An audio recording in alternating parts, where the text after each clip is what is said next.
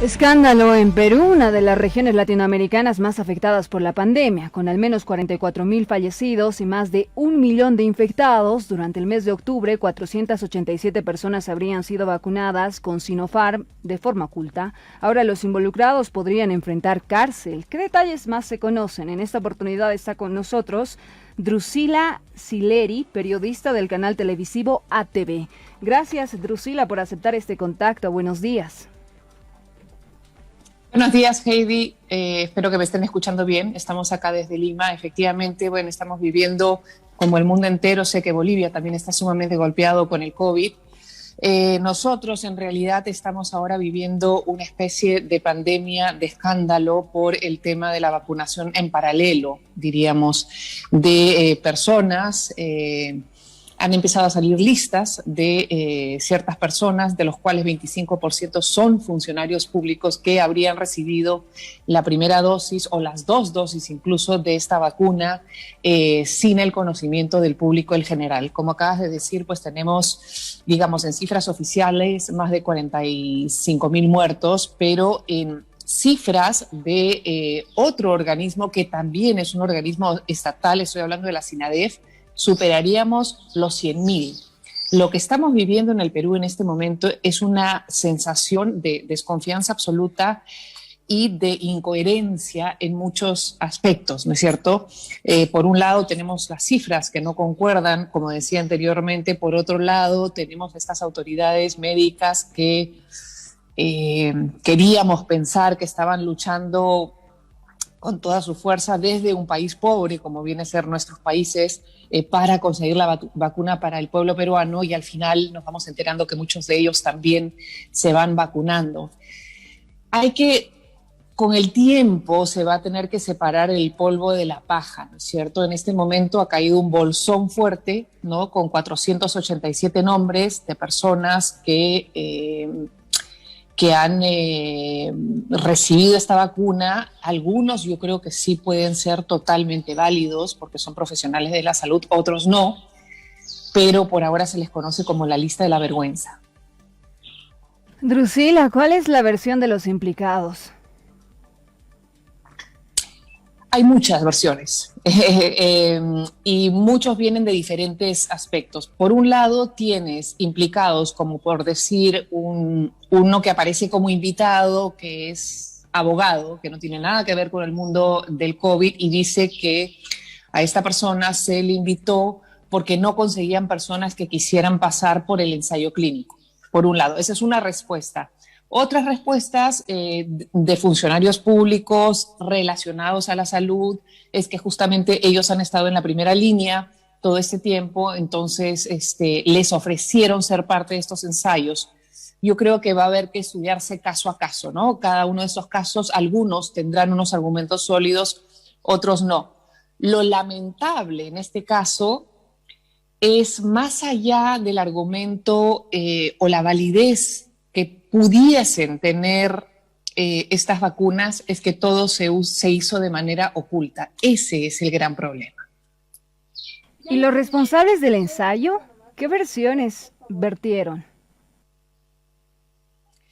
Bueno, a ver, los responsables del ensayo son, en primer lugar, la Universidad Cayetano Heredia. Es una universidad de medicina muy reconocida, muy prestigiosa en nuestro país, y básicamente ayer han salido a decir que lamentan mucho todo lo que ha ocurrido.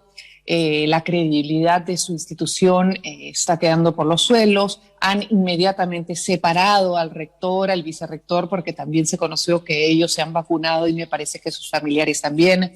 Han retirado del cargo al jefe de todo el proyecto de investigación de las vacunas. Lo han retirado también porque él se vacunó a su esposa, trajo a su hija desde Alemania para vacunarla.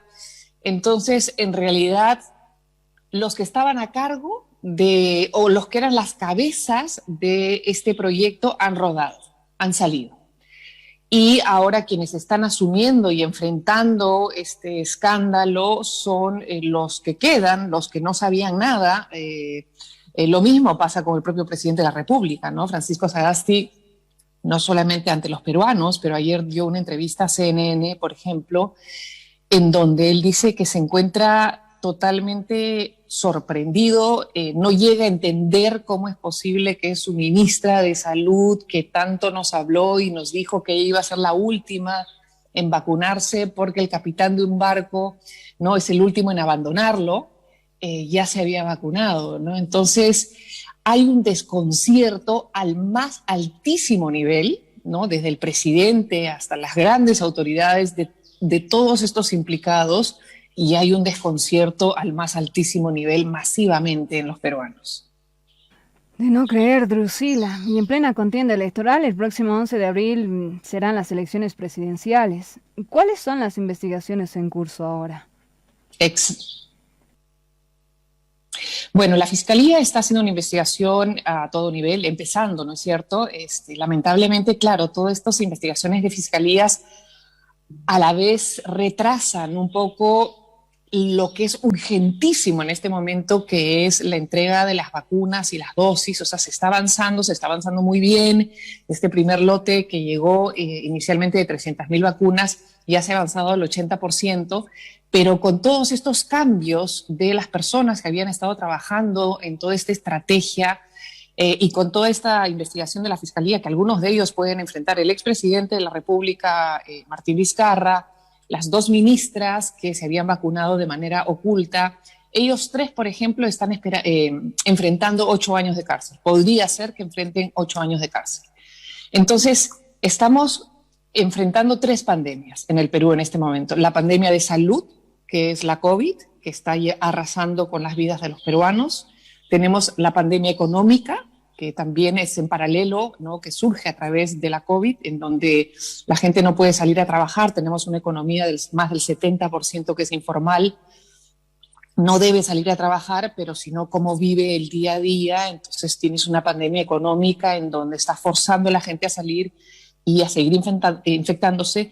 Y tenemos una pandemia de corrupción, en donde tenemos que enfrentarla fuertemente en un momento en donde toda nuestra atención debería estar volcada al lado de la salud y la economía, ¿no? Entonces, realmente, con las elecciones que son ahora el 11 de abril, hay una sensación de desasosiego, diría yo, ¿no? Es una especie, creo que estamos viviendo una especie de bipolaridad política en cuanto al impacto que está generando en la población, ¿no? Por un lado, no sé, en un día estamos felices los peruanos celebrando que llegan las vacunas al Perú y pasan 48 horas y nos enteramos que todos nos han mentido porque muchos ya se habían vacunado. Entonces es como que en este momento yo creo que el gran impacto que va a tener en las elecciones va a ser dramático, porque yo creo que hay un grueso, la mayoría de la población en estos momentos,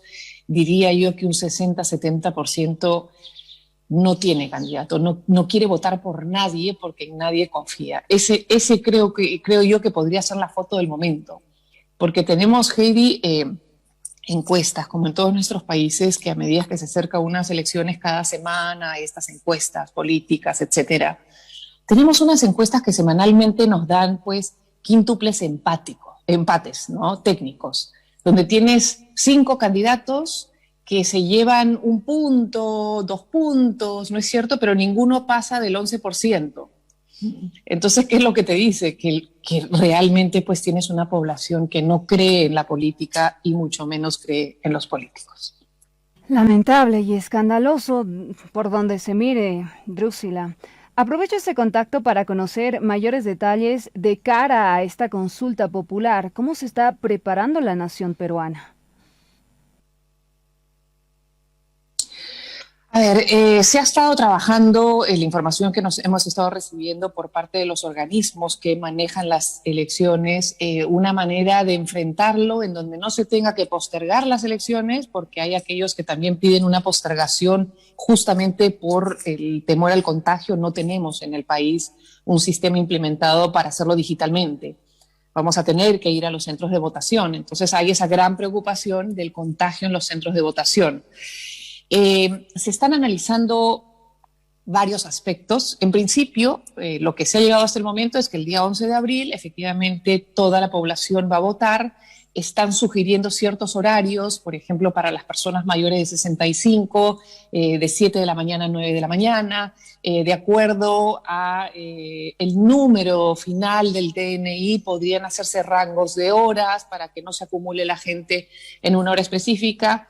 Otros plantean que las elecciones se lleven a cabo en un lapso de 3 días para que no hayan aglomeraciones. En fin, otros plantean una postergación que ya ha sido descartado por el presidente Sagasti y por los organismos también. O sea, la promesa fue que iban a ser el 11 de abril y van a ser el 11 de abril. Entonces, también, ¿no? Yo creo que como puede estar viviendo Bolivia, tantos países, con tantas cosas que se complican, ¿no? A raíz de esta pandemia horrorosa, ¿no? Que nos ha venido a sorprender al mundo entero. Drusila, ya para finalizar, ¿consideras que este caso que también está salpicando a aspirantes a la silla presidencial podría desatar una convulsión social?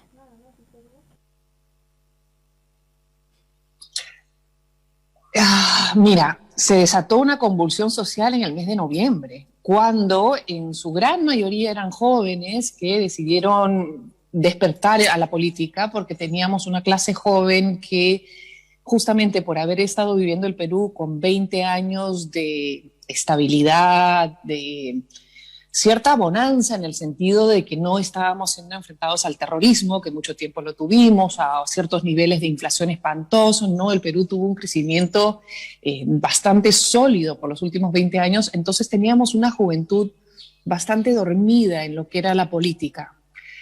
En el mes de noviembre hubo una convulsión social muy fuerte en donde participaron principalmente los jóvenes, justamente por la salida, por la vacancia del presidente Martín Vizcarra.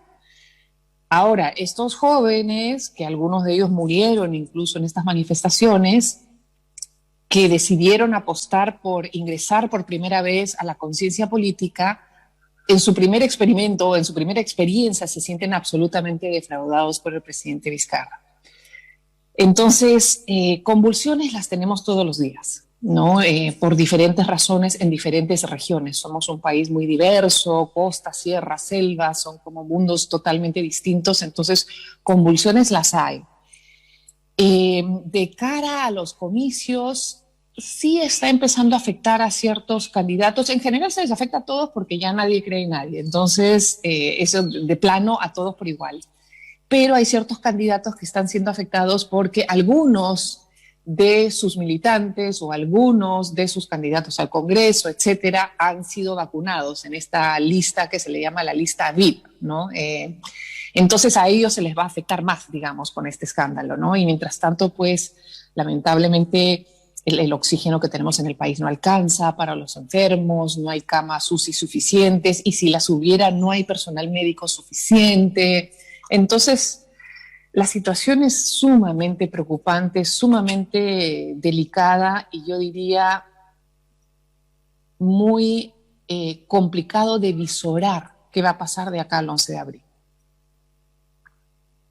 Bueno, Drusila, yo te agradezco estos minutos. Lamentable lo que se está viviendo allá. Esperemos que no tenga conclusiones aún más severas. Muchas gracias. El impacto es a nivel internacional y teníamos que analizarlo. Gracias por este tiempo. Así. Gracias, Heidi, a ti. Muchas gracias. Un abrazo.